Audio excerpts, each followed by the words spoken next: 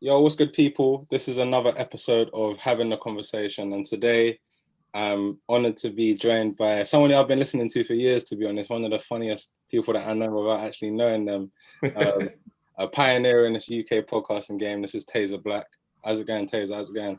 All good, man. All good, man. Love for that intro, man. Now, come on, man. I've been following your thing for years, even from early Twitter days. Do you know what I mean? When Yeah. when you could do the retweets and you type it yourself. yeah, Oh, way yeah, back. yeah, yeah. So I've been following you for a while. Uber Twitter. Uber Twitter, yeah, I had Yeah, Uber yeah. Central and Echophon. It was Echophon. You follow Yeah, yeah, yeah, yeah. But Good yeah, man, time, thanks man. for joining us, man. Thanks for joining us, man. I think firstly, I just want to congratulate you on all the success that you guys have had with Three Shots of Tequila. Like, Thank you, man. Thank you. I know, Mr. Exposed, I'm a Heath boy, and I'm from Croydon, so like, that's the end. So I used to see him rolling around. So seeing all you guys in conversation and it doing so well, and you being black guys as well, to be honest, like it makes a lot of sense. And a lot of the conversations you have are like conversations we have in the group chat. Yeah, yeah, yeah. That's the essence of the podcast, to be fair. Mm-hmm. Yeah, we've just kind of just taken it out there. Yeah, you probably don't think you're brave for being able to speak on the things that you speak on so freely, but I think that's brave because, like, I mean, when we started, I honestly thought I was gonna lose friends. No, I was happy. I just thought, you know what, I've accepted it. I'm gonna lose friends, but hopefully the real ones stay. But I yeah, feel like we need this like audio. We need people to understand that these are the conversations that we're having in our houses or in our group chats, and it's something that things that need to be discussed publicly. So when we first did it, it was kind of like, ooh, not sure, but let's do it. And then when we saw that how it was being well received yeah. and to the heights that it's gone to, and also other people doing their own pod and having conversations, like Mm-hmm. it's fulfilling for us. Yeah. No, I respect that fully, man. Like, even for me doing I'm a musician, but for me doing a podcast is a whole different kind of thing because Yeah. you don't know what you might say in the off chance. I might offend someone and it may hit you back, and all of a sudden Yeah. it's all over Twitter and they're having a debate about what something that you said. So my first question to you is, like, how do you feel about social media, especially nowadays? It's it's a weird feeling. It's a bittersweet feeling because on one hand, it's allowed a lot of people to grow and showcase their personalities and talent and reach out to people that they would have never reached out to if there wasn't social media. So for that alone, I think it's beautiful. Like I'm Yeah, able to connect and relate to people that I've never actually met face to face. yeah, But on the other hand, we're in this place where it's something that's offensive. Something that's cool today could be offensive tomorrow. But I'm yeah. not aware that it's offensive. Mm. So do you know what I mean? So the time that I said it, it was fine. But Yeah, yeah, all of a sudden, people are watching videos back and, oh my God, I can't believe you said that. All right, but at least take into consideration that the person that I am today wasn't who I was yesterday. yeah. You gotta allow people to grow, innit? Yeah, and I feel like on social medias nowadays, we're not giving people aren't given that grace to like grow or Mhm. change, and that for me is kind of I don't like that part. I personally don't subscribe to it, but Yeah, yeah. I see the masses do, and I don't really like it. No, I agree, man. I see like people getting dragged, or even people on your show, they've been getting dragged for things that they said in like 2012, Mm. 2013. And I know back in the day, if we saw that in 2012, I've been hit and retweet, laughing out loud. You know what I mean? Yeah, So it's a bit, I don't know, it's a bit toxic, man. But at the same time, like you said, I don't think any of us would be in the position that we're in without social media. So would you say that it's brought you more blessings than curses? 100%, 100%. Yeah. I just feel like as you got to be very, very mindful and adapt to, I guess, the society that we've kind of cultivated. Because as much as we want to shift blame and point the finger at everybody else, Yeah. the fact is we've created this space. We're Mm. the ones that's allowed. For example, I could post a tweet today that's all about positivity, 2 retweets. I post something that's negative, 1,000 retweets. Yeah. We've kind of cultivated that space for that to happen. So it's like a double-edged sword, in my opinion. But for Yeah. me personally, I've kind of slowed down sharing my thoughts too tough on socials. I see it as if you want to hear what I really have to say, listen to the podcast. Yeah, I was gonna say, do you save like your real thoughts for the podcast now? Yeah. Even as a musician yourself, I reckon you'll kind of find that you're saving whatever you feel like the actual depth of it for your music. 100%. And then you Like, might just post a few cryptic tweets here and there. But if you really want to know what I'm thinking, go listen to my music. No, you're right, man. Because I think people need to hear things in context. You know what I'm saying? I think context is so important that people can take things completely out of context. Just because, like, for example, like if someone was to tune into your podcast for 2 minutes, they might hear something and be like, "Oh my god, how's he said that?" But really, you might even just be saying what someone else said. Yeah, and you know what I mean. It's just, and then all of a sudden, people are attempting to get cancelled. So, like, but it goes to also the way media sells, the way they sell media now. They just take like a 10-second clip, a quick headline, and then boom, a million views. But then when you actually listen to the full interview in its whole entirety, you realize that's not what he actually meant. But how many people actually go and listen to the full interview? We're in a headline culture right now, man. It's crazy. It's very crazy right now. People are trying to vilify people as well, I think. But a lot of it's the anonymous accounts. So, because there's been times where I've posted, a big blog post as a big account, on Instagram. I've reposted a video or something, a piece of content that I've done. Yeah. And then sometimes I'm a victim of it. I look at the comments to see what people are saying. And then anytime I see negativity, I might click on the profile and I'm like, this is a fake account. It's an egg. It's an egg. Do you know what I mean? It's an anonymous account. It's like it's someone's burner account. And then I might come out of that, scroll further, click again. It's another burner account. Like, so many people have burner accounts. It's like even they know they got to hide behind a burner account to share their actual views. So I can't let it affect me anymore. Now I just think, you know what, wherever it is, like, I saw one mad one, the other day. Do you know Erica Mena? She's the American. Yeah. She had a burner account, and she was cussing someone on the burner account. But then she had a baby, and she changed her burner account to her baby, but she didn't delete all the comments that she made when it was a burner account. So she her newborn baby's got all these negative comments on people's Instagram pictures. Oh yeah, I saw that. It's she used to stalk Joe Biden's ex, Sin Santana. Something like that. Yeah. See, that's crazy. For me, that is crazy. That's up there with you know the new mums that create Instagram accounts for their 2-month-old baby, and then they comment saying "I love you," and the baby replies "I love you too." It's like, come on, man. I think it's dogs that are the worst for me. I can't lie, bro. When the dog IG pages. Yeah, man, and they talk like, "Oh, this is woof woof." That's crazy, bro. I feel like we're living in like a Sims. Yeah. It's like do you know what I mean? Like Sims, that's what we're living. Some people's reality is warped right now. Yeah. It's scary. It's scary. For real, man. I was gonna say, but with the burner account thing, do you think? And I've seen a lot of petitions about it recently, especially since the England game and everything that's been going on. Do you think that it's a good idea for these social media pages to start like verifying accounts, and you have to provide ID if you want to create an account, or just some sort of verification process? Do you know what I mean? See, if you asked me this yesterday, I would have said yes, amazing idea. Because for me, I'm not someone who goes online to kind of direct hate at anyone. If something upsets me, I'd either call the person, or if I don't know the person, then I keep it to myself. But I saw an article today. Sorry, not an article, a tweet today. One of my friends basically said, "Do you not know what you're asking for when you ask these big companies to use your ID to verify your accounts? That means they can follow you everywhere." Yeah. Like the amount of data they can get from that is not just who posted this tweet. There's so much more to it. So she's just saying, be careful about the space you lot are trying to enter by giving up your ID or your passports to verify your accounts. So I didn't think of it like that. So I think I'm gonna have to do more research and figure out whether that's actually something. But I guess we're just basically what it shows is that we're basically in a space where we just want people to be held accountable for their tweets. That's the bottom line.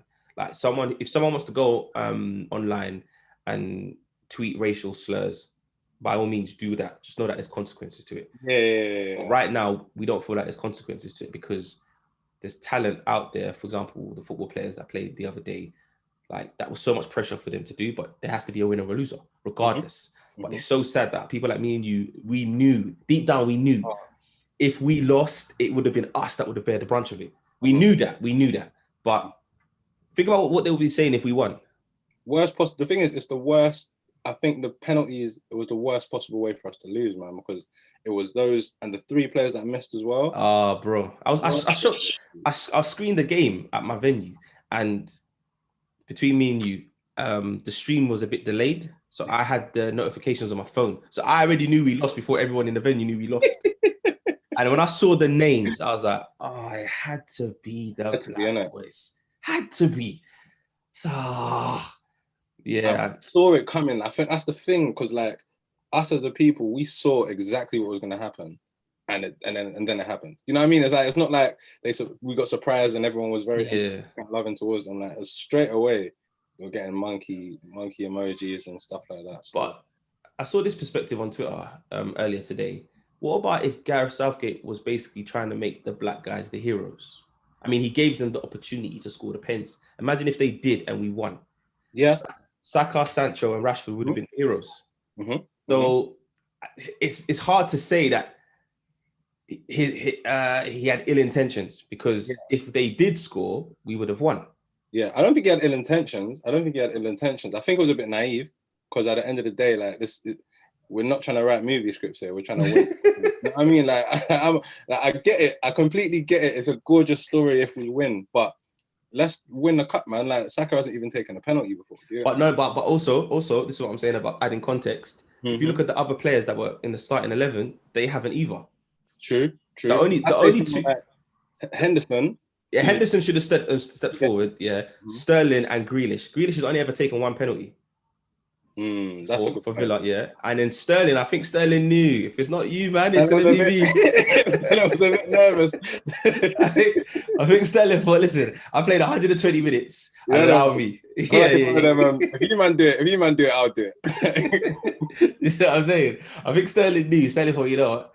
You might do the first 5. If I have to, I will. But I'm not in the first 5. Like Henderson, I'm not like, the thing is, I'm not mad at anyone about the result of the game, because like, we know football, penalties is a roulette. It's so unfortunate, because we knew what was going to happen, and we knew how toxic social media was going to become for those people. And I think the thing that always like gets me is the fact that social media just, for me, it reflects society, innit? It reflects what happens in society, but behind closed doors, it reflects what people are really thinking. So I think the fact that we lost, once again, it just exposed who people really are. Do you know what I mean? Who we really are behind all these facades and all this. It's coming home and all of that. I think the sad part for me, just to piggyback off your point, is obviously after what happened, I'm seeing tweets where people are talking about Rashford fed how many millions of people, Saka's only 19, Sancho's this. I'm like, why do I need to justify all of this good stuff that I've done just to exist? I don't understand all that. Like, for me, that was what was annoying me on socials. I don't need to tell you, oh, by the way, I understand that I lost, I missed the penalty and I had the whole country behind my back, but by the way, I donated X amount to charity, so please forgive me. Like, what is that? Like, that was annoying me. That was annoying me, because it's a weird space to be in, because what can you do? These guys are going to come back and continue playing football. The same people that were booing the knee are going to be cheering them again. We're cheering them again at the World Cup next time. They're gonna be cheering them. It's just like it's a weird feeling, man. Because even if we won the cup, a lot of these black players know that you lot don't really rate me. Like, you lot only see my value because I won the cup. Outside of that, you don't really care about me. No, you're right. It's a weird feeling. It's a very weird feeling. So when it comes to like all of that on social media, do you think honestly think it's a minority of people that are the abusive trolls and all of that, or do you think it's the majority? Because the more I see it, like, for me, if it's 25% negative and 75% positive, that's still 25% too much. Do you know what I mean? Tends to overshadow all the rest of it. So I guess it's just human nature to kind of allow to get triggered by negativity. It's like, even you as a musician, 100 of your friends could say, "Yo, your tune's sick." That one person that says, "I'm not really sure," that's gonna play with you. On that person, bro. Yeah. You know what I mean? Like, it's gonna play with you. It takes a very strong person to kind of just shut out the noise. As much as there's a lot of negativity on social media, I do feel like there's a lot of people who do it because they know they're gonna get traction. I don't actually think they want to be negative. It's just tweeting positivity doesn't do anything. If I diss someone, I'll get more of a reaction of that person. Then, like, I get it in my DMs all the time. I like post a story, for example. I'll Tazer, shut up, man. Then I might reply to this person. I got time today. I say, excuse me.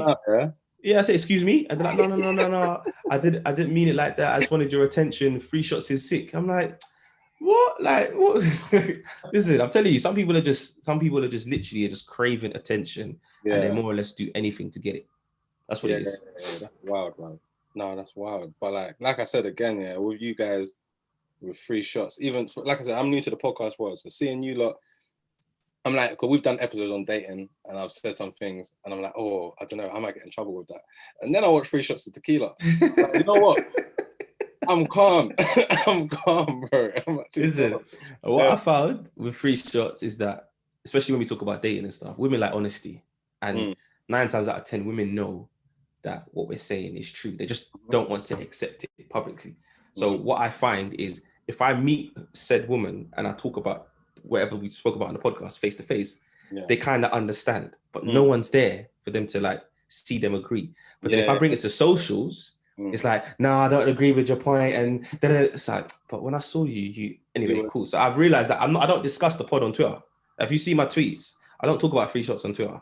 I was like, here's the podcast, go listen to it, but I don't discuss anything because it can get taken out of context. Yeah, it gets lost in translation. I don't want that. Listen to how I said it in full, and then you can debate with me in person. If not, then it is what it is. 100%. I think tone of voice gets missing as well. Tone of voice is missing. Like, you don't know what's sarcastic on Twitter, for example. Yeah, you know what's been said in jest. You don't know what's serious. So I think, yeah, man, you're doing it the right way. Still, you're doing it the right way. The most I can do is protect my energy, and a lot of us have realized that as well. I mean, Key's obviously been through it. Marv's been through it. Yeah. So we've kind of been through it. Got you yet, though. They ain't really got you yet. Listen, like I said, I try not to say nothing problematic on socials. There was one time they tried to get me. I was there, but there was so much other stuff going on. Mine just kind of slipped. When there was, mine just slipped through. I was like, phew. We're in a group chat like, bro, Tazer, they nearly got you. I'm like, shish, man. All it would have taken is that one person to retweet it, and I'd be like, literally just slipped through. Luckily, that day, do you remember when they did the purge? Oh my! Listen, I was nervous for myself. I didn't know what I did. You get me? I thought, maybe I've done something. Everyone was messaging each other like, "Yo, what? They got you too?" I'm like, "Bro, but you just literally got to be quiet. You got to be quiet, man. You got to be quiet." Yeah. That day was a deadly day. It was too funny. Bro, I was with Mandem as well, and everyone was anxious, bro. Listen, I deleted my tweets. I paid to delete my tweets, before we signed with Spotify. I was like, there's no way. I said, I can't be bothered to go through my old tweets. I know there might have been some reckless stuff. I'm deleting all my tweets. I deleted them. But some people, like you said in the beginning of the pod, they do that retweet where they type it. And so by doing that, it's your tweet, not mine. Yeah, so I can't delete that. Yeah. So I've searched my name and I'm like, oh, you're ringing someone like, hey, yo, I know I ain't spoken to you in a long time, but you see, 8 years ago, there's a tweet on your timeline. I'll make you delete that. Nah, that day was too funny. That day was too funny. No, that's jokes. But yeah, no, bro, I think that's a good point to wrap it, man. I think the main thing I got from you today was just protect your energy and just and try and keep it real life, innit? Try and keep it real life, bro. I mean, but that's all we can do. Like, I mean, I'm not gonna go on my podcast and start lying. That's not me. Like, do you know what I mean? Even coming on your pod now, there might be something that someone listens to now and be like, oh, I can't believe Tazer said that. Like, you know what? I said it. It is what it is, man. Like, exactly. I'm not perfect. I've never ever said I'm perfect. So it is what it is, and all I can do, as long as I'm trying to spread goodness, do you know what I mean? I'm positive. I'm trying to spread positivity. I'm doing positive stuff. Sorry. Yeah. A lot of my intentions are not from a place of malice. And do you know what I mean? Let me cut through, man. Come on, man. You're cutting through, bro. You're cutting through. Love, man. I'm trying. But brothers from the ends like myself, do you know what I mean? And you're doing it. It's just like seeing a big group chat that 100,000 people have seen, and it's proper nice to relate to it. So, keep doing your thing, keep flying the flag. I appreciate that, bro. You too, man. Come on, bro. Appreciate your time, man. Love, bro. Love.